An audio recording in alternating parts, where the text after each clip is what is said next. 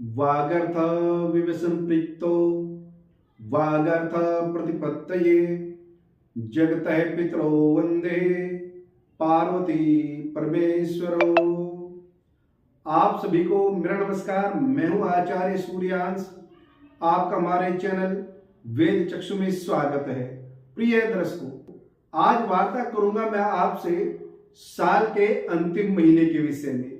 जैसा कि साल का अंतिम महीना दिसंबर चल रहा है और इस साल के अंतिम महीने में जो ग्रहों की स्थिति है उसका क्या प्रभाव आपके जीवन पर पड़ रहा है, कैरियर आपका कैसा रहेगा, शिक्षा एजुकेशन के बारे में बताएंगे और आपकी लव लाइफ हो या फिर मैरिज लाइफ किस प्रकार से जाने वाली है।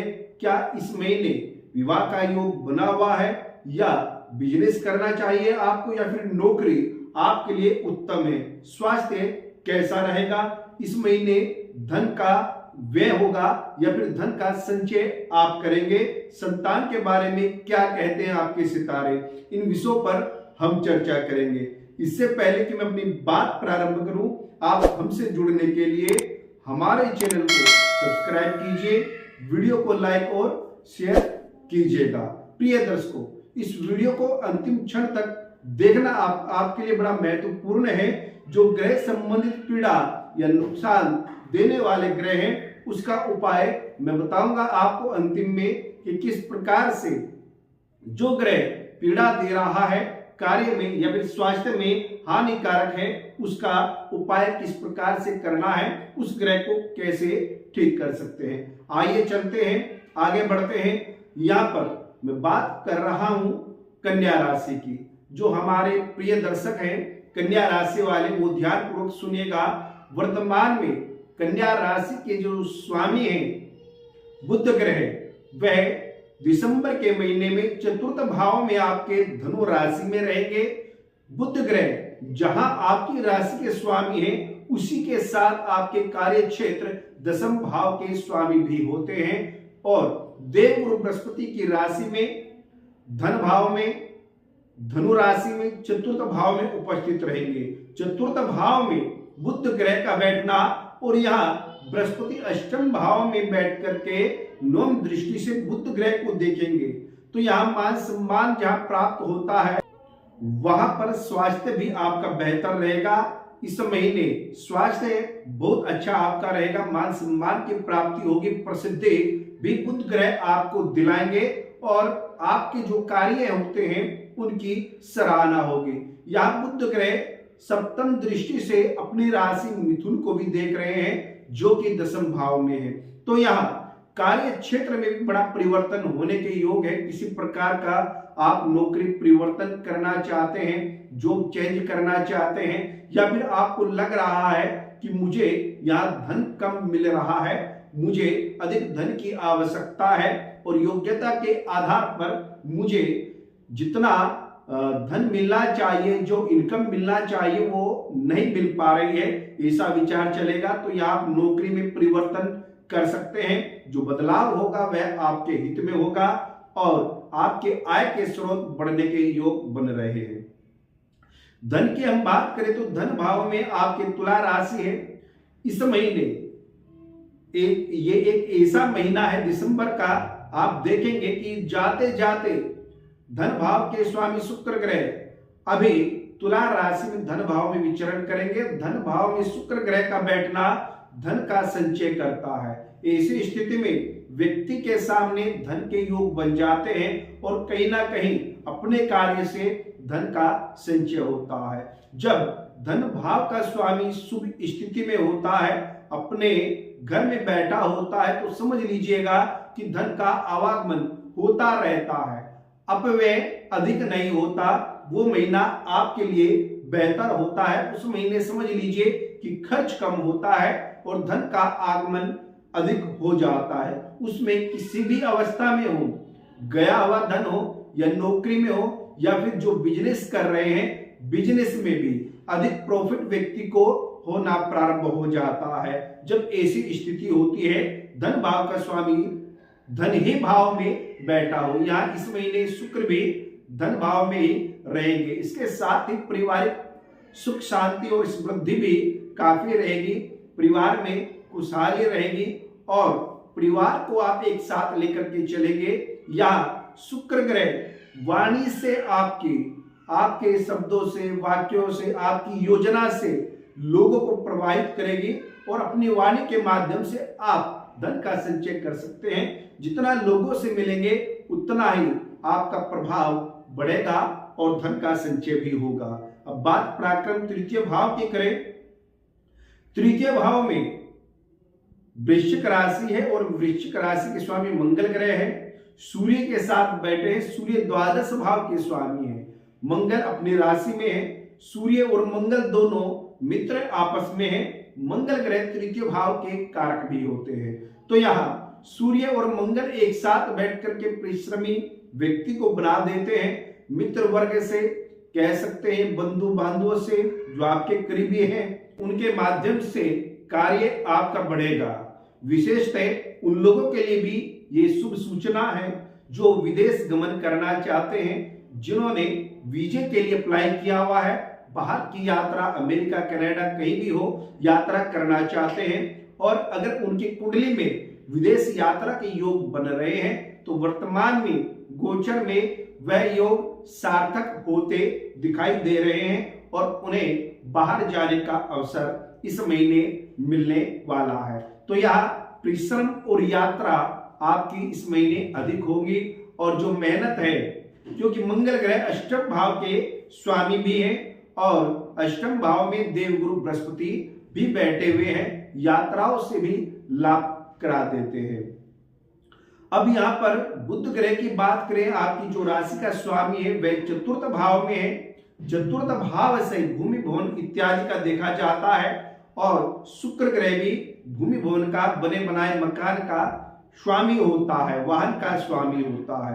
तो बुध ग्रह यह चतुर्थ भाव में बैठ करके भूमि और संपत्ति प्राप्त कराता है। किसी प्रकार का विवाद झगड़ा आपका चल रहा हो या फिर संपत्ति खरीदने का मन बन रहा है, उसके लिए ये सही समय है। इससे बेहतर समय नहीं हो सकता, क्योंकि आपकी राशि का स्वामी है और कार्य क्षेत्र का स्वामी बुध ग्रह यहाँ चतुर्थ भाव में बैठा है, जो भूमि भवन का सुख प्राप्त कराता है।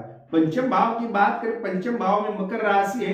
मकर राशि का स्वामी शनि षष्ठ भाव में कुंभ राशि में विद्यमान है। कुंभ राशि में शनि 4 नवंबर को ही मार्गी हो चुके हैं और मार्गी शनि षष्ठ भाव में बैठा हुआ है। शिक्षा एजुकेशन जो व्यक्ति हमारे प्राप्त कर रहे हैं या फिर बड़ी एजुकेशन की तैयारी कर रहे हैं, तो समझ लीजिए उन्हें लक्ष्य में अपनी प्राप्ति होगी और सफलता मिलेगी, अच्छे नंबर उनके आएंगे। या फिर कॉलेज कोई प्राप्त करना चाहते हैं या वकालत की तैयारी कर रहे हैं, इंजीनियर बनना चाहते हैं, MBA इत्यादि बड़े कोर्स करना चाहते हैं, उनको शिक्षा क्षेत्र में सफलता मिलेगी और यहाँ कंपटीशन इत्यादि में भी आपकी जीत होगी, क्योंकि शनि षष्ठ भाव में बैठ करके रोगों का शमन करता है और व्यक्ति को लड़ने के लिए तत्पर कर देता है। विरोधी जितने होंगे उतने ही जीत आपकी शानदार होगी। यहाँ पर शत्रु आपका, विरोधी आपका अहित नहीं कर पाएंगे और शनि षष्ठ भाव में बैठ करके बड़ी सफलता कंपटीशन में आपको दिला रहे हैं। जिन लोगों को अभी तक संतान की प्राप्ति नहीं हुई है और संतान के लिए चिंतित है, उनकी चिंता शनिदेव दूर कर रहे हैं, क्योंकि शनि मार्गी हो गए तो संतान, पंचम भाव से शनि द्वितीय भाव में बैठे हैं तो संतान का लाभ यहाँ प्राप्त होगा, संतान का सुख आपको प्राप्त होगा। यहाँ आपको उन लोगों को मैं सचेत करता हूं जो व्यापारिक क्षेत्र में कार्यरत हैं, उन लोगों को थोड़ा सा सचेत होना है और दिमाग को ज्यादा नहीं दौड़ाना है, बिल्कुल विचार करना है, दूसरे की बातों पर नहीं आना है, जल्दी से विश्वास नहीं करना, अन्यथा यहाँ पर अहित हो सकता है। किसी प्रकार से आपको बहकावे में लेकर के आपका अहित कर सकते हैं। यहाँ शनि षष्ठ भाव में बैठकर के व्यक्ति को कर्मठ और योग्य बना देता है।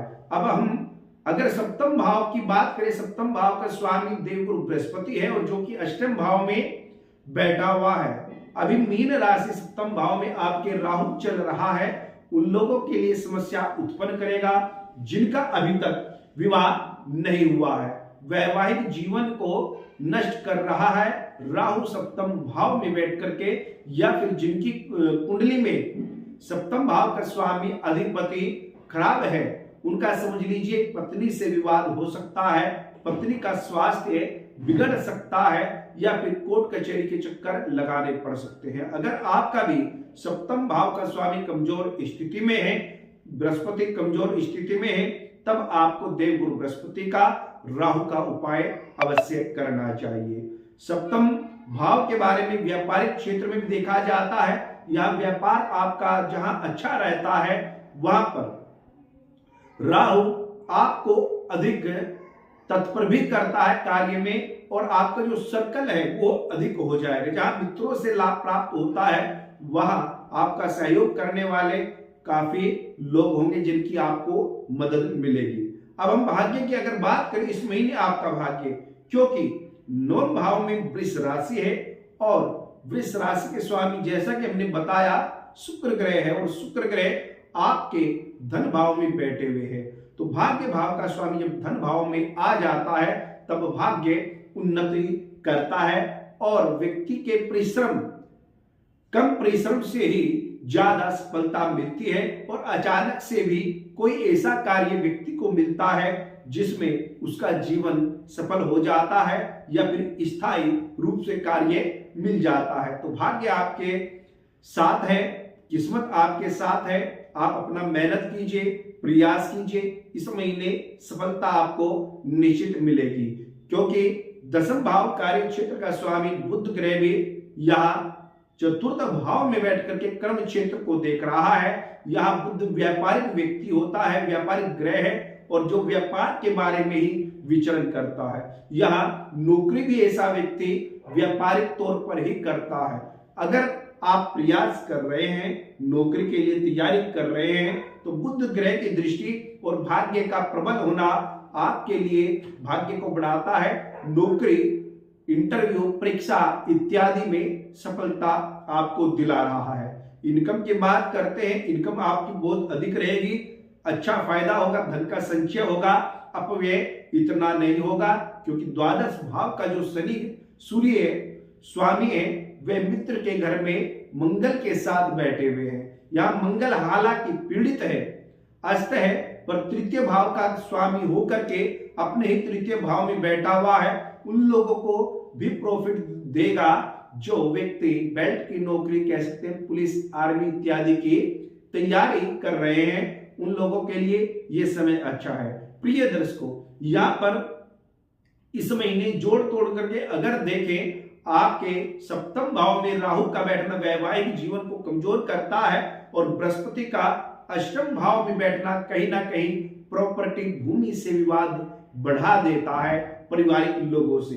इसलिए अगर ऐसा आपके साथ चल रहा है, उस अवस्था में आपको देवगुरु बृहस्पति का उपाय करना चाहिए, पीली वस्तुओं का दान करना चाहिए, या फिर ये उपाय उन लोगों को भी करना चाहिए जिनका अभी तक विवाह नहीं हुआ है। उन लोगों को भी देवगुरु बृहस्पति की पीली वस्तुओं का दान अवश्य करना चाहिए। इसके करने से या बृहस्पति का अशुभ प्रभाव समाप्त होगा और शुभ फल की प्राप्ति आपको होगी। यह महीना आपके लिए बहुत बहुत खास जाने वाला है। इस महीने आपके जो कार्य है, आपके मन में जो अभिलाषाएं हैं, वे पूर्ण होगी।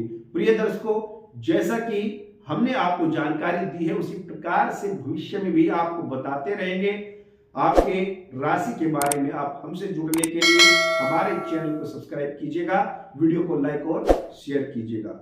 नमस्कार, प्रणाम।